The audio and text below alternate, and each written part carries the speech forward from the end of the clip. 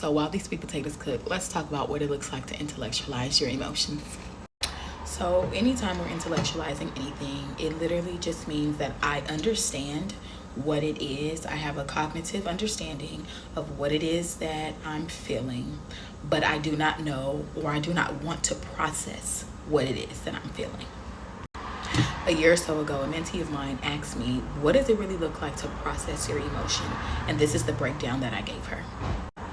I operate by what's called the AAA method. It is something that the Lord gave me a couple of years ago, which is to acknowledge, address, and take action.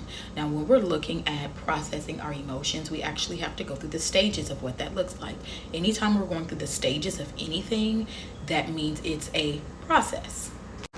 So we have to be okay with feeling. We have to be okay with also thinking. We have to be okay with releasing. Thinking, feeling, releasing. What I like to call it is the mind, body, emotion mapping. Now, I have, again, understood what the emotion is. Now I need to allow myself to feel that emotion. So let's just look at the emotion of sadness. If I am going to process my sadness, I have to first understand where it came from. That's the intellectualizing part. Many people stop there because they don't want to feel the pain of what that sadness may bring up. So I am first acknowledging that I am sad. Now I am going to address this thing. What am I addressing? Where did this sadness come from? Why am I feeling sad? Was it something that happened in the day? Was I triggered by something? Have I been in a state of sadness and have not even realized it? Am I sad because of what's happening in my life right now? So getting to the root of the emotion is also a part of the processing game.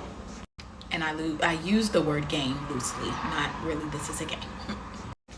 Then after I have acknowledged, I have addressed, now it's time for me to take action. This is where you grab your journal, your notebook, your recording device, whatever it is that you use to help you process through a thing. This is where that comes into play. I'm always an advocate for journaling how you feeling, reflecting, because this allows for the emotion to come up to the surface, and whatever comes up from that is the feeling process, okay? So whether it's crying, whether it's screaming, whether it's laying out, whether it is a bodily reaction where you begin to actually shake, because these are all things that happen when we may have suppressed emotions in us, or when we are processing through our emotions.